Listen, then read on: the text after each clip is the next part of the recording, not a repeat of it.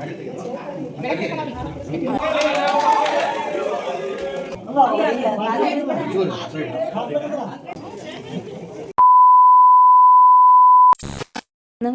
Welcome to my channel. ನಾನು ರಮ್ಯಾ. ಇದು ಊರಿಗೆ ಹೋಗಿದ್ದಿಸಿದ್ರೆ ನೈಟು ಚಪ್ರ ಎಲ್ಲ ಹಾಕಿದ್ರು, ಹಾಗೆ ಶಾಮಿಯನ್ನೆಲ್ಲ ಹಾಕಿದ್ರಲ್ಲ, ಅದನ್ನು ಚಿಕ್ಕ ಕ್ಲಿಪ್ಪಿಂಗ್ಸ್ ತೊಗೊಂಡಿದ್ದೆ. ಮನೆಗೆಲ್ಲ ಫುಲ್ ಲೈಟಿಂಗ್ಸ್ ಎಲ್ಲ ಹಾಕ್ಸಿದ್ರು. ಒಂಥರ ಖುಷಿಯಾಗುತ್ತೆ ಮದುವೆ ಮನೆ ನೋಡೋದಕ್ಕೆ. ಹಾಗೆ ನೈಟ್ ಅಡುಗೆ ಕೂಡ ಮಾಡೋಕ್ಕೆಲ್ಲ ರೆಡಿ ಮಾಡ್ಕೊಳ್ತಿದ್ರು. ನೈಟು ಬೂಂದಿ ಕಾಳು ಮತ್ತು ಖಾರನ ಕರೀತಾಯಿದ್ರು. ನಾನು ಚಿಕ್ಕದಾಗಿ ಕ್ಲಿಪ್ಪಿಂಗ್ಸ್ ತೊಗೊಂಡಿದ್ದೀನಿ. ಹಾಗೆ ನೈಟೆಲ್ಲ ಅಡುಗೆ ಪ್ರಿಪ್ರೇಷನ್ ಕೂಡ ನಡೀತಾ ಇತ್ತು, ಮಾರ್ನಿಂಗ್ ಮುಹೂರ್ತಕ್ಕೆ ಅಂತೇಳಿ. ಈರುಳ್ಳಿ ಅದನ್ನು ಹೆಚ್ಕೊಳ್ತಾಯಿದ್ರು ಆಂಟಿಯರಲ್ವಾ, ನೋಡ್ಬೋದು ಎಷ್ಟು ಚೆನ್ನಾಗಿ ಲೈಟಿಂಗ್ಸ್ ಎಲ್ಲ ಹಾಕಿದ್ರು ಮನೆ ಮುಂದೆ. ಮದುವೆ ಅಂದರೆ ಒಂಥರ ವಿಜೃಂಭಣೆ ಅಲ್ವಾ, ಒಂಥರ ಖುಷಿ ಇರುತ್ತೆ ಮದುವೆ ಮನೆಗಳಲ್ಲೆಲ್ಲ. ನೋಡಿ, ಚಪ್ರ, ಲೈಟಿಂಗ್ಸ್, ಪ್ರಿಪ್ರೇಷನ್ ಎಲ್ಲ ನಡೀತಾ ಇತ್ತು. ನೋಡ್ಬೋದು ಯಾವ ರೀತಿ ಎಲ್ಲ ಇದೆ ಅಂತೇಳಿ. ಮದುವೆ ಮನೆ ಅಂತಲೇ ಶಾಸ್ತ್ರಗಳ ಪೂರಣ ಇರುತ್ತೆ. ಪ್ರತಿಯೊಂದು ಶಾಸ್ತ್ರಗಳು ಕೂಡ ನಡೆಯುವಂಥ ಸ್ಥಳನೇ ಅಂತ ಹೇಳ್ಬೋದು ಮದುವೆ ಮನೆಯಲ್ಲಿ. ಶಾಸ್ತ್ರಕ್ಕೆ ಅಂತೆಲ್ಲ ರೆಡಿ ಮಾಡ್ಕೊಳ್ತಿದ್ರು. ನೈಟೇ ಮಾಡಬೇಕು ಅಂತ ಪ್ಲಾನಿಂಗ್ ಆಗಿತ್ತು, ಆದರೆ ಹಾಗೆ ಇರಲಿಲ್ಲ ಅಂತ ಬೆಳಗ್ಗೆ ಎದ್ಬಿಟ್ಟು ಮಾಡ್ಕೊಳ್ತಾ ಇದ್ದಾರೆ. ಏಕೆಂದರೆ ಬೆಳಗಿನ ಜಾವನೇ ಮಾಡಬೇಕು ಅಂತ ಹೇಳಿ. ಅದಕ್ಕೆ ಸಗಣಿಯಲ್ಲಿ ಬರ್ಮಪ್ಪನ ಮಾಡಿಬಿಟ್ಟು ಅದನ್ನು ಕೂಡ ಪೂಜೆ ಮಾಡ್ಕೊಬೇಕು. ಹಾಗಾಗಿ ಇನ್ನೇನು ಅರ್ಶಿನ ಶಾಸ್ತ್ರ ಕೂಡ ಮುಂಚಿತವಾಗಿ ಅರ್ಶಿನ ಕುಟ್ಟಿ ಪುಡಿ ಮಾಡಿ ಅದಕ್ಕೆ ಸ್ವಲ್ಪ ಎಣ್ಣೆ ಹಾಕಿಬಿಟ್ಟು ಎತ್ತಿಟ್ಕೊಂಡಿದ್ವಿ. ಇನ್ನೇನು ಹುಡುಗನಿಗೆ ಅರ್ಶಿನ ಎಲ್ಲ ಹಚ್ಚಬೇಕು ಎಲ್ಲರೂ ಸೇರಿಕೊಂಡು. ಹಾಗಾಗಿ ಅದಕ್ಕೆ ಕೂಡ ರೆಡಿ ಮಾಡ್ಕೊಳ್ತಾ ಇದ್ದೀವಿ. ಅರ್ಶಿನ ಕೂಡ ರೆಡಿ ಇತ್ತು. ಇನ್ನೇನು ಕಳಸ ಕೂಡ ರೆಡಿ ಮಾಡ್ಕೊಳ್ತಾ ಇದ್ರು. ಮೊದಲಿಗೆ ಅರ್ಶಿನ ಶಾಸ್ತ್ರಕ್ಕಿಂತ ಎಲ್ಲ ಶಾಸ್ತ್ರಕ್ಕೂ ಕಳಸ ತುಂಬ ಇಂಪಾರ್ಟೆಂಟು. ಹಾಗಾಗಿ ಕಳಸ ಎಲ್ಲ ರೆಡಿ ಮಾಡ್ಕೊಳ್ತಿದ್ರು. ಒಂದು ಕಡೆ ಅರ್ಶಿನ ಕೂಡ ನೋಡಿ ಗಟ್ಟಿ ಆಗಿಬಿಟ್ಟಿದೆ. ಮುಂಚಿತವಾಗಿ ಕಲಸಿಟ್ಬಿಟ್ಟಿದ್ವಿ ನೈಟೇ ಅರ್ಶಿನ ಹಚ್ಚೋದು ಅಂತ ಹೇಳಿ.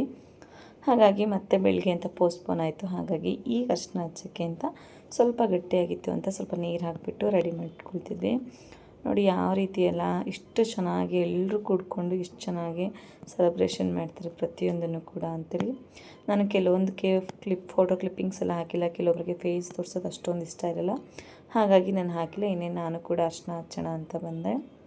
ಒಂಥರ ಖುಷಿ ಆಗುತ್ತೆ ಈ ಥರ ಮದುವೆಗೆಲ್ಲ ಬಂದಾಗ. ನಮ್ಮ ಪಾಪುನ ಮಲ್ಕೊಂಡಿದ್ರು. ಸ್ವಲ್ಪ ಬೆಳಗ್ಗೆ 4 ಗಂಟೆಗೆ ಎದ್ಬಿಟ್ಟು ಅರ್ಶಿನ ಹಚ್ಚಬೇಕು ಅಂತ ಪ್ಲ್ಯಾನಿಂಗ್ ಆಗಿದ್ದು. ಅರ್ಶಿನ ಹಚ್ಚಿ ಎಲ್ಲ ಕೆಲಸ ಮಾಡಿ ಮುಗಿಸಿ ಅರ್ಶಿನ ಹಚ್ಚೋದ್ರೊಳಗಡೆ 5:30 ಆಗೋಯಿತು.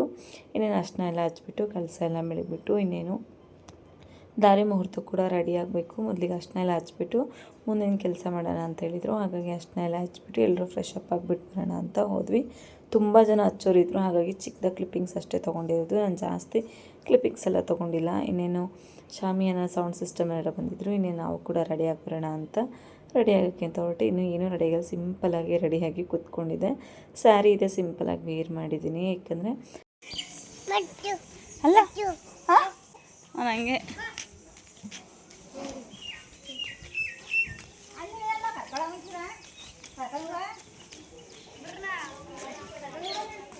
ಅಷ್ಟನ್ನ ಎಲ್ಲ ಮುಗಿಸ್ಕೊಂಡು ಫ್ರೆಶ್ ಅಪ್ ಆಗಿ ನಾನು ಸಿಂಪಲಾಗಿ ರೆಡಿಯಾಗಿದ್ದೀನಿ. ಏಕೆಂದರೆ ತುಂಬ ಬೇಸಿಗೆ ಸೆಕೆ ಇರೋದ್ರಿಂದ ತುಂಬ ರೇಷ್ಮೆ ಸೀರೆ ಉಟ್ಕೊಂಡ್ರೆ ಆಗೋದಿಲ್ಲ ಅಂತ ಸಿಂಪಲಾಗಿ ಸ್ಯಾರಿ ಉಟ್ಕೊಂಡು ಇನ್ನೇನು ಮುಹೂರ್ತ ಇರೋದು ದೇವಸ್ಥಾನದಲ್ಲಿ. ಹಾಗಾಗಿ ಕಾರ್ ಅರೇಂಜ್ ಮಾಡಿದರು.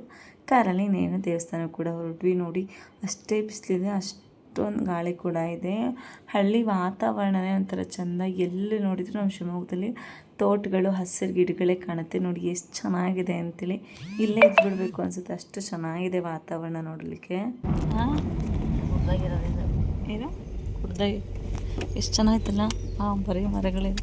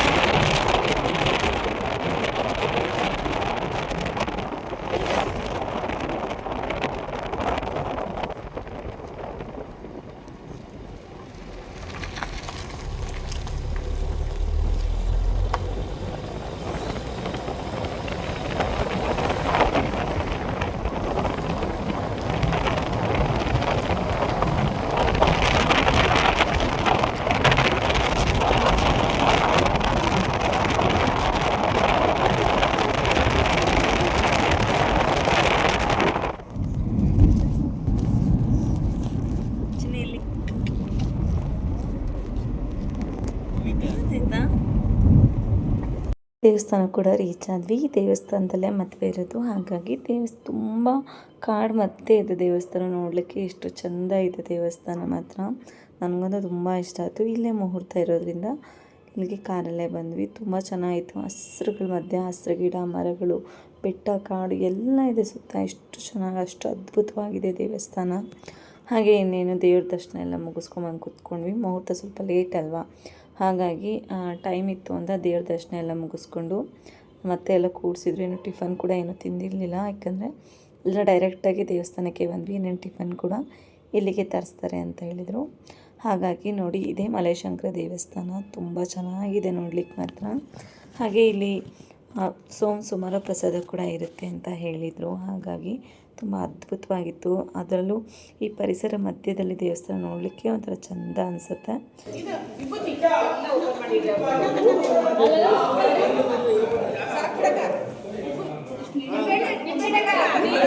ಕಾಣುತ್ತೆ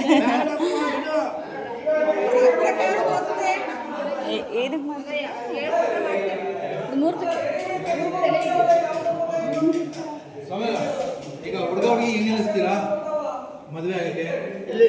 ಅಲ್ಲ ಹೌದು, ಎಲ್ಲಿ ಎಲ್ಲಿ ಅಂತ ದಿಕ್ಕೆ ಯಾವ್ದು? ಪೂರ್ವ ಪಶ್ಚಿಮ, ಪೂರ್ವ ಪಶ್ಚಿಮ. ಹಿಂಗೆ ಹುಡುಗ ಪೂರ್ವ, ಹುಡುಗಿ ಪಶ್ಚಿಮ ಮಕ್ಕಳ ಕೂರಿಸ್ತಾನೆ. ಇಲ್ಲಿಂದೇನಾ? ಈ ಕಡೆನಾ ಆ ಕಡೆನಾ? ಈ ಕಡೆ ಹುಡುಗ, ಈ ಕಡೆ ಹುಡುಗಿ. ಏನು ಗೊತ್ತಾ ಯಜಮಾನ್ರೆ, ನಾವು ಫೋಟೋ ವಿಡಿಯೋ ತೆಗಿಲಿಕ್ಕೆ ಬಂದಿದ್ದೀವಿ. ನಮಗೆ ಕರೆಂಟ್ ಇಲ್ಲ ಇಲ್ಲಿ, ಹಂಗಾಗಿ ತುಂಬ ಇಂಪಾರ್ಟೆಂಟ್ ಶಾಸ್ತ್ರಗಳು ನಮಗೆ ಒಂದು ಸ್ವಲ್ಪ ಟೈಮ್ ಅವಕಾಶ ಮಾಡಿ ಕಲಿಸ್ಕೊಂಡು ನಾವು ಬ್ಯಾಡಲ್ಲಿ ತೆಗೆಯೋದು. ಹಂಗಾಗಿ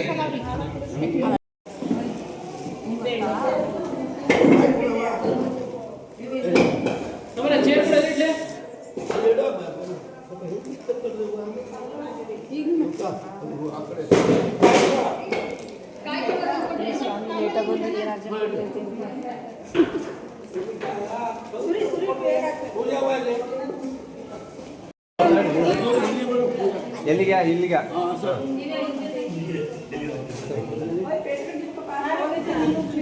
ಟವಲ್ ಬ್ಯಾಗ್ ಐತಿ ನೋಡು, ಕಡ್ಗ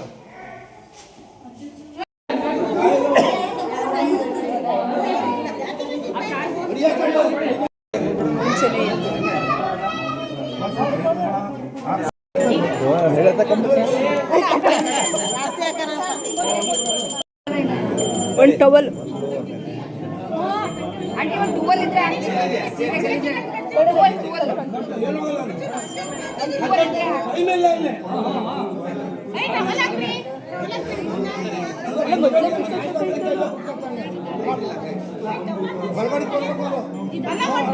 ಇಲ್ಲಿಂದ ಅಲ್ಲಿ ಕೊಟ್ರೆ ಅವ್ರು ಕಟ್ತಾರೆ. ಕೊಡ್ರಿ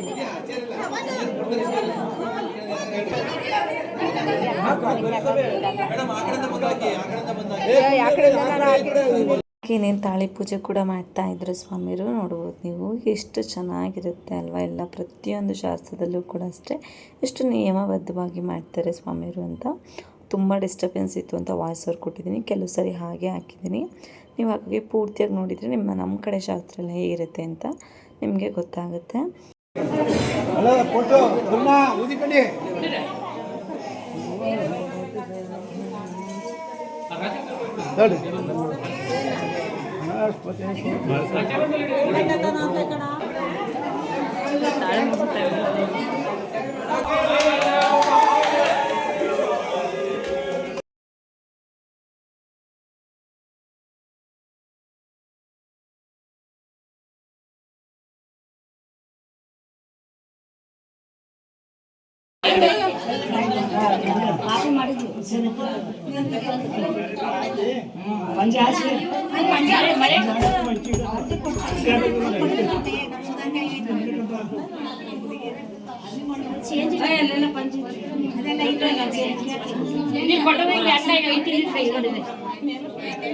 ಇನ್ನೇನು ಮುಹೂರ್ತ ಎಲ್ಲ ಮುಗಿಸ್ಕೊಬಂದ ತಕ್ಷಣ ಮನೆ ತುಂಬ ಶಾಸ್ತ್ರಕ್ಕೆ ಎಲ್ಲ ರೆಡಿ ಮಾಡಿಕೊಂಡು ಶಾಸ್ತ್ರ ಕೂಡ ಮಾಡ್ತಾಯಿದ್ದಾರೆ.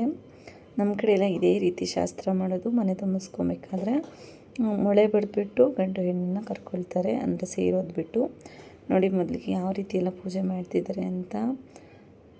ನಮ್ಮ ಕಡೆ ಎಲ್ಲ ಇದೇ ರೀತಿ ಇರುತ್ತೆ, ನಿಮ್ಮ ಕಡೆ ಇದೇ ರೀತಿ ಅಂದರೆ ಕಮೆಂಟ್ ಸೆಕ್ಷನಲ್ಲಿ ತಿಳಿಸಿ. ಇನ್ನೇನು ಮನೆ ತುಂಬಿಸ್ಕೊಂಡು ಆದ ನಂತರ ರಿಸೆಪ್ಷನ್ ಕೂಡ ಎಲ್ಲ ರೆಡಿ ಮಾಡ್ಕೊಳ್ತಾರೆ. ಹಾಗಾಗಿ ಮೊದಲಿಗೆ ಮನೆಯೆಲ್ಲ ತುಂಬಿಸ್ಕೊಂಡು ಸೇರೆಲ್ಲ ಓದ್ಬಿಟ್ಟು ಬಂದಮೇಲೆ ದೇವ್ರ ಮನೆ ದೀಪ ಹಚ್ಬಿಟ್ಟು ತದನಂತರ ತಮ್ಮ ಸಂಪ್ರದಾಯಗಳು ಯಾವ ರೀತಿ ಇರುತ್ತೋ ಆ ರೀತಿ ಮಾಡ್ಕೊಳ್ತಾರೆ. ನಿಮ್ಮ ಕಡೆನೂ ಇದೇ ರೀತಿ ಇರುತ್ತಾ ಅಂತ ಕಮೆಂಟ್ ಮಾಡಿ ತಿಳಿಸಿ.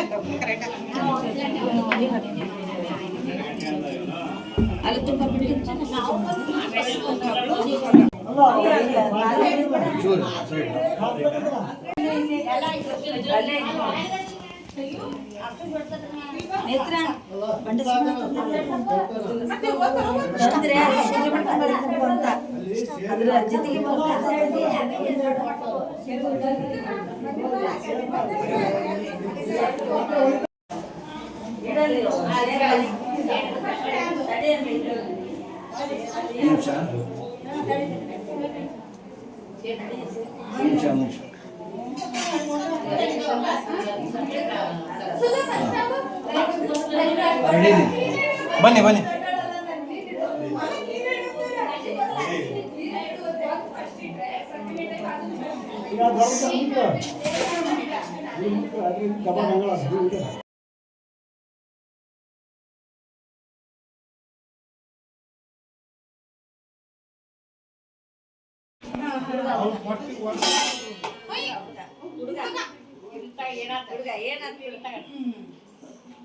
ಮದುವೆ ಎಲ್ಲ ಮುಗಿಸ್ಕೊಂಬಂದಾದ್ಮೇಲೆ ಅವ್ರ ಮನೆ ಸಂಪ್ರದಾಯ ಪ್ರಕಾರ ಮನೆ ಕೂಡ ತುಂಬಿಸ್ಕೊಂಡ್ರು. ಅದು ಕ್ಲಿಪ್ಪಿಂಗ್ಸ್ ಕೂಡ ಹಾಕಿದ್ದೀನಿ.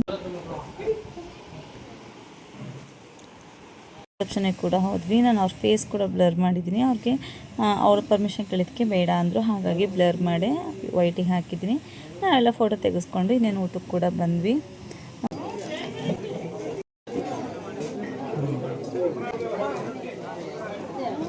ನಾನು ರಿಸೆಪ್ಷನ್ ಎಲ್ಲ ಮುಗಿಸ್ಕೊಂಡು ಹೊರಟೆ. ನನ್ನ ಮೈದನ ಮಾವ ಅಲ್ಲೇ ಇರ್ತಾರೆ, ಹಾಗಾಗಿ ಊರಿಂದ ಗಾಡಿ ಮಾಡಿಸ್ಕೊಂಡು ತೊಗೊಂಬಂದಿದ್ರು. ಅದೇ ಗಾಡಿಲೇ ನಾನು ಹೊರಟಿದ್ದೀನಿ. ಒಂಥರ ಚೆನ್ನಾಗಿತ್ತು. ಒಂಥರ ಹಾಗೆ ಟಾಟಾ ಎಸ್ಸಲ್ಲಿ ಹೋಗ್ತಿದ್ವಿ. ನೋಡಿ ಎಷ್ಟು ಚೆನ್ನಾಗಿದೆ ಗಾಳಿಯ ವಾತಾವರಣಕ್ಕಂತೂ ನನಗಂತೂ ತುಂಬ ಖುಷಿ ಆಗ್ತಿದೆ. ಚೈಲ್ಡ್ಹುಡ್ಡೆಲ್ಲ ಈ ರೀತಿ ಏನಾದ್ರು ದೇವಸ್ಥಾನಕ್ಕೆ ಹೋಗ್ಬೇಕಾದ್ರೆ ಫ್ಯಾಮಿಲಿ ಎಲ್ಲ ಈ ಥರ ಅರೇಂಜ್ ಮಾಡ್ಕೊಂಡು ಹೋಗ್ತಿದ್ವಿ. ಅದೇ ರೀತಿ ಫೀಲ್ ಆಯಿತು. ನೋಡಿ ಎಷ್ಟು ಚೆಂದ ಇದೆ ನಮ್ಮ ಮಲೆನಾಡು, ನೋಡೋದಕ್ಕೆ ಒಂಥರ ಅದ್ಭುತವಾಗಿದೆ, ಹಾಗೆ ಖುಷಿ ಕೂಡ ಇದೆ.